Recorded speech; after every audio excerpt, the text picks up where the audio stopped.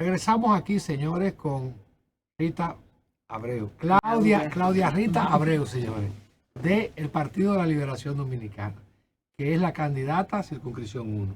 Circunscripción 1 del Distrito Nacional, así mismo. Y es secretaria de la Secretaría de Igualdad y Equidad de Género del Partido de la Liberación Anteriormente Dominicana. Secretaría de la Mujer. Esa era la Secretaría de la Mujer. Ajá, claro que dirigió Doña Flavia García. Doña Flavia García. Anterior de ella, Alejandrina también. Alejandrina y Gladys Gutiérrez, que fue la primera. Que fue la primera, claro, ¿verdad? Que sí. Doña Gladys es un ícono del PLD. Claro que sí, ahí pusimos un busto de Doña Gladys. Recientemente lo pusimos allá para recordarla siempre. Además, los partidos tienen que tener presencia de liderazgo femenino. Entonces, ya Abel Martínez y su campaña han superado todos los baches y las dificultades que venían arrastrando en ese proceso de construcción de su estrategia electoral y de su equipo político de campaña. Bueno, sí, yo creo que ya la campaña está oficial y hay mucho entusiasmo y las cosas van a seguir fortaleciéndose. Y bueno, yo entiendo que eso son cosas a veces que se dan por lo que te decía. O sea, nosotros estamos viviendo una época muy especial porque partidos que se separaron recientemente, poder conseguir aliarse en algunos municipios, ir avanzando respecto a eso, yo creo que es algo importante y algo que responde mucho a tener el oído en el corazón del pueblo. ¿Y cómo se proyecta en ustedes, en la militancia, la dirección media y la dirección alta del PLD, el proceso de concertación y de fusión, de alianza política en esta coalición con el partido Fuerza del Pueblo, con el que hicieron una fractura en el 2019 y también con el PRD? Bueno, mira, yo creo que en el caso mío yo siempre he sido pro alianza. Yo creo en un fuerte frente opositor porque estamos viviendo una circunstancia muy difícil como creo que hablamos anteriormente. Aquí hay mucho retroceso en todas las cosas que tú no podías ni pensar. En ningún momento a mí se me ocurrió que se nos podía dañar que el sistema de pasaportes, por ejemplo, eso es para el ideario de los dominicanos y las dominicanas, eso estaba superado. Tú ibas a sacar un pasaporte y hacía todo tu proceso ahí adentro y te daban tu pasaporte. ¿En qué cabeza iba a pensar tú que ya después de tantos años de experiencia con un personal técnico que lo tiene todo ahí, hasta el pago del Banreservas que está ahí adentro, la foto te la toman ahí adentro, te hacían citas rápidas, etcétera? Tú verte que no hay libreta, que te dan la cita para no sé cuánto, que de repente tú duras horas ahí. Son deterioros terribles. El 911, con tantas cosas para mejorarla, está en retroceso total. Y eso es lo que ve la población. Y yo creo que el deber de las personas que estamos en la política es resolver los problemas de la población. Y a veces, pues, eso implica ciertos sacrificios también. Y eso tenemos que estar claros al respecto. Pero entiendo que ya se van acabando las fechas. O sea que mal que bien, en los próximos días tendrán que anunciar los avances que se hayan hecho respecto a la segunda etapa de la alianza, porque se habría anunciado anteriormente y se le ha dado pues al señor Miguel Vargas Maldonado pues la potestad de hacer esos anuncios, porque es una parte importante dentro de todas las negociaciones que se están haciendo, o los consensos, por decir así. Y bueno, vamos así hacia adelante. Yo creo que yo tengo entendido que después de las primarias internas del PRM, esa alianza, esa tripleta, como le llaman popularmente, entró en otra fase más acelerada y más profunda de negociación. Pero aquí veo que están poniendo un anuncio tuyo. ¿Este es tu anuncio? Sí, yo tengo varios videos de eso. Qué bien, qué bien. Esa es parte de tu campaña. Claro que sí. Ahí hablo del tema de lo importante de ayudar a la producción nacional. Es lo que llaman la soberanía alimentaria. Exactamente, creo que es algo que nosotros no le hemos dado la importancia necesaria, porque eso es parte de nuestra libertad como seres humanos y como dominicanos y dominicanas, tú tener realmente libertad alimentaria. Es importante en nuestro país. Es uno de los ejes de ustedes, la parte Bueno, la producción mira, agropecuaria. ¿eh? Es uno de los ejes que planteó Abel Martínez de los 4 Ah, ejes del claro que gobierno, sí, porque la acuérdate que producción el PLD había agropecuaria. dejado pues muchísimos proyectos en marcha, Sí, incluso de que se beneficiaban muchísimas mujeres también del campo, que eso sí. es importante. Y estuvimos todos en desacuerdo con el tema de la tasa cero que se le puso para las importaciones. Eso ha bajado muchísimo la calidad también de los alimentos. Cuando yo empecé en mi casa a darme cuenta que el pollo sabía rarísimo, digo yo, pero ¿y qué es esto? Y es que me doy cuenta que estaban trayendo unos pollos del extranjero que tenían meses y meses congelados. Sí.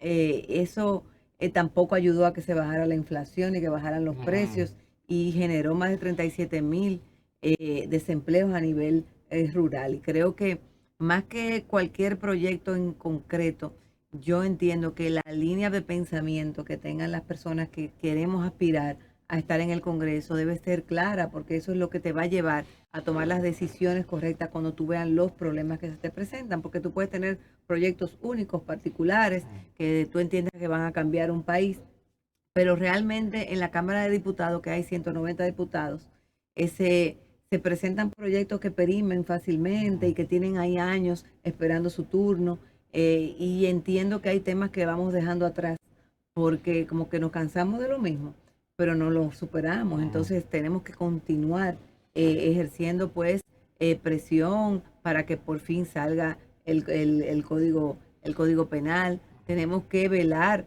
por la producción nacional para que no vuelva a pasar ese tema de tasa cero, como se supone que ya dizque que lo quitaron, que era por un tiempo, pero todavía sigue la inflación y todavía sigue, ya la producción nacional se ha ido por el suelo, entonces se quedan beneficiados aquellas personas que están importando de otros países, que no es que esté mala la importación, pero hay que hacer un equilibrio, evidentemente. Entonces, se ha hecho mucho daño a la producción nacional. Eso sin duda se ha visto en todas las políticas del Estado de este gobierno. Y bueno, también a mí me importa mucho el tema de los envejecientes. Creo que es muy injusto que las personas luego que Tú estás se hablando jubilan. desde la perspectiva de la agenda congresional. Exacto. Este, Tú sabes que nosotros aquí en República Dominicana, como en todas partes, cuando las personas se jubilan, pues las jubilan con menos dinero que su Menos salario. salario. Pero en otros países se busca un equilibrio, lo que hace que esa persona, por lo menos para temas de salud, paga menos en la medicina, paga menos en transporte diario que utilizan, paga menos en la entrada del cine, en la entrada del teatro, una serie de cosas que hay que balancear, los productos que necesitan para mantenerse, para su salud sobre todo. Y eso aquí, ¿no? Aquí tenemos medidas iguales para todo el mundo que resultan injustas. Y por eso yo me refiero también en uno de esos videos a lo que es el principio de equidad y cómo eso importa para tú tomar decisiones importantes a la hora, o decisiones realmente que no afecten del todo a un sector de la ciudadanía. Mira, hay mucha expectativa Ujú. en estas elecciones 2024, especialmente en el nivel congresional, no tanto en el municipal, en el congresional, porque está considerada que la representación congresional es la más genuina representación de la voluntad popular. Se habla en República Dominicana de una erosión, de una crisis de credibilidad y de legitimidad en el sistema democrático. Se habla de que en República Dominicana hay un reparto del poder que no permite una superación del sistema. Tenemos un Congreso Nacional que se gasta miles de millones en campaña publicitaria como si fuera promoviendo leyes como si fueran salami, sopita, como si fuera espagueti. Tenemos un Congreso que gasta miles de millones en comisiones especiales para leyes desechables que duran 3 meses y 4 meses. Tú eres una persona que aspiras ahora por primera vez, que tienes una responsabilidad y que buscas una representación. ¿Cuál es tu visión? ¿Tú crees que ustedes, los candidatos emergentes, para llamarle de alguna manera, que son candidatos que tienen posiciones muy definidas, a veces muy independientes y que conectan mucho con sectores poblacionales? ¿Tú crees que ustedes podrían de alguna manera romper ese esquema, ese círculo perverso de la política congresional dominicana que tiene tan poca credibilidad pública? Bueno, mira, evidentemente cuando aquí en República Dominicana, pues se han dado todas las condiciones para que se permee en el Congreso. Personas que van ahí viniendo incluso hasta el narcotráfico, como lo hemos visto. Sí. Nosotros, y algo que me tiene un poquito hasta preocupada, y lo he dicho en otros espacios, incluso he escrito al respecto, que cada vez que sentimos que avanzamos democráticamente, es como que aparece otro elemento que nos permea y nos daña ese avance. Por ejemplo, salimos de las listas cerradas porque entendíamos que las listas cerradas eran elegidas por un grupo de personas según su conveniencia, ¿verdad? Y se puso el voto preferencial. El voto preferencial también, de alguna manera, lo que ha hecho es encarecer la política. De alguna manera, pues ya la población puede elegir por quién votar, la cara de diputado o la diputada que quiera, no importa el partido que sea, pero al mismo tiempo esa persona que se está candidateando tiene que invertir más a modo personal, a su imagen personal, no solamente yendo a programas como este, sino que tú tienes que pagar vallas, hacer publicidad, hacer actividades que anteriormente se hacían en conjunto para que un partido consiguiera la suficiente cantidad de votos que les permitiera entrar la mayoría de candidatos a diputados y los operativos, los famosos operativos de alimentos. Exacto. Y entonces, medicina. son una serie de cosas que tú todavía pones en perspectiva. Por ejemplo, ya hay países que han regresado al sistema de listas cerradas, sobre todo buscando la participación paritaria de hombres y mujeres. Se le llama lista cebra porque la encabeza un hombre o una mujer y quien le sigue es el sexo Claro. siguiente.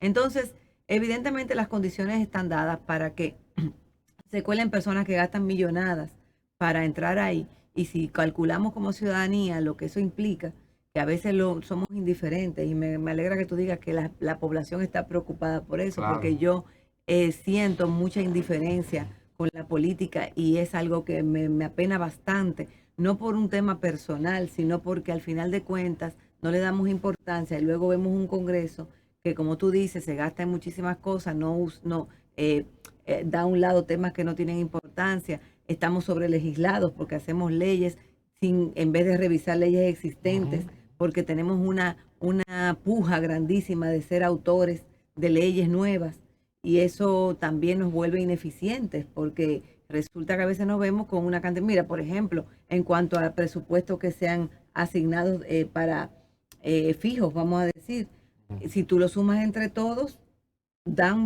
sobrepasa como casi el 200% del presupuesto nacional. Claro. Entonces son cosas que son absurdas. Yo creo que ya debemos de revisar también ese tema. Esos presupuestos fijos no necesariamente, aunque nos duela, no necesariamente son la solución, porque a veces nos vemos que se está desperdiciando también un dinero, no se está utilizando de la manera adecuada. Fíjate que muchas de las personas que estuvimos de acuerdo con el 4% y hoy ocupan el puesto del gobierno, son las que menos han respetado ese 4% en este gobierno. Primero, bajaron muchísimo la calidad del examen docente, dejaron entrar ahí una cantidad de personas exageradas, sin haber construido la cantidad de escuelas que se necesita para tener esos docentes que se contrataron a lo loco ahí. Y fíjate que hay otros que se han quedado en lista, que han hecho protestas. Entonces hablamos de la calidad educativa y de repente montamos un departamento por separado fuera de lo que es el área curricular para hacer unos libros en menos de 3 meses y hacer este desastre.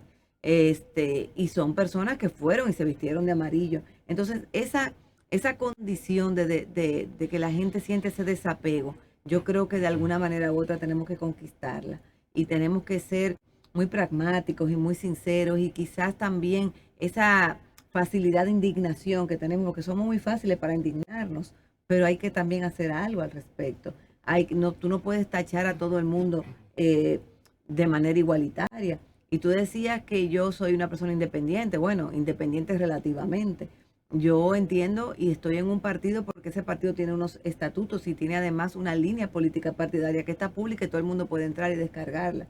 Y si en las cosas que yo digo y en las cosas que yo propongo, yo estoy contradiciendo esa política partidaria internacional y nacional pues entonces que me lo hagan saber, porque yo considero que por lo contrario, quizás sean otras personas que se divorcien de lo que es el ideario que dejó el profesor Juan Bosch. Y yo creo que evidentemente adaptándolo a los tiempos, porque no nos podemos quedar en el 1973, estamos en esta época, y en base a eso, pues tú vas haciendo políticas públicas que se parezcan a la sociedad. Yo considero que yo voy a seguir luchando por esas cosas que creo y que me inculcaron en la política y que entiendo, y por eso vengo a estos lugares también. Entiendo que hay veces siempre te vas a encontrar dentro de los partidos con algunas partes que quizás no se sientan cómodas contigo porque piensen que en algún momento tú vas a actuar de una manera que no es la que ellos quisieran, pero eso también es también una idea falsa, porque al final de cuentas, personas que tienen mucho tiempo dentro del PLD son las que son más tolerantes de lo que la gente piensa, son más comprensivas de las protestas que yo pueda tener en algún momento.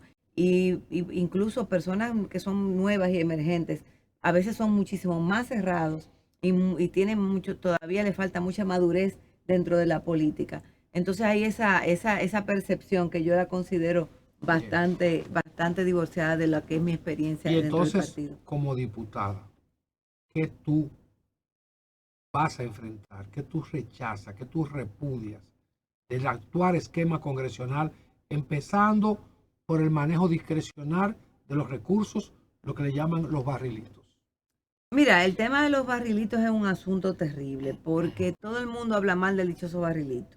Ahora bien, yo creo que en República Dominicana, si existieran mejores políticas públicas, si la gente no necesitara ese clientelismo de que te pidan hasta para un entierro, te pidan para una medicina, te pidan para ciertas cosas, entonces hay que romper realmente con ese esquema de desigualdad.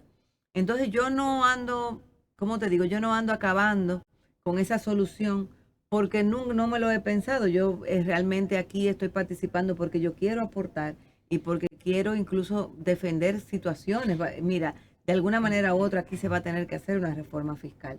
Y por eso yo hablo mucho del tema del principio de equidad, por eso hablo mucho de que nuestro sistema de pago de impuestos es un sistema realmente que destruye el emprendimiento, sobre todo del área de servicios. Los restaurantes. Los restaurantes no tanto, El porque 10% más el sí, 18% en pero el propina. restaurante es un sistema, o sea, un tipo de negocio del contado, que tú vas consumiendo, tú pagas, etcétera, y el restaurante puede ir reportando.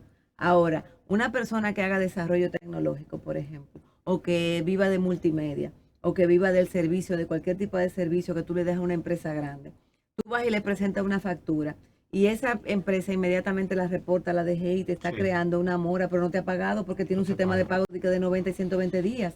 Entonces yo creo que aquí en República Dominicana tenemos que hacer un sistema de pago de impuestos, de reporte trimestral. Y que si tú no has cobrado una factura, te la manden para el trimestre que viene, porque hasta el mismo Estado. Tú licitas en el Estado y el Estado no te ha pagado. Y para el Estado pagarte, tú tienes que estar al día con un impuesto, Es pero tú no estás al correcto. día porque el mismo Estado te está No te ha creando un pagado. problema. Entonces, ¿qué te pasa? ¿Qué le pasa al empresario con eso? Que trata de contratar las menos personas posible, porque ese esquema también te va creando en la TCS una dichosa mora. Y mucha gente que emprende se ve en situaciones de que prefieren ni tener empleado que le paguen Sí. y evadir impuestos que le paguen a través de una transferencia o en efectivo. Entonces, creo que tenemos que tener un sistema de pago de impuestos más Rita, pero amigable. volviendo al tema de los excesos, del hedonismo, del boato que se reclama y se dice que impúdicamente se maneja en el Congreso, tanto en el Senado como en la Cámara de Diputados. Precisamente la gente alega que recibir fondos, los diputados, para caja de muertos, para facturas médicas, para comprar comida, para regalar habichuelas, son despropósitos ajenos totalmente a la labor legislativa. Si eso se corta, la gente no va a ir a tu casa a hacer fila para pedirte ayuda porque la gente sabe que tú no manejas fondos. Ah, no, claro. No es necesario romper con un círculo perverso para entonces se pueda exigir al Estado.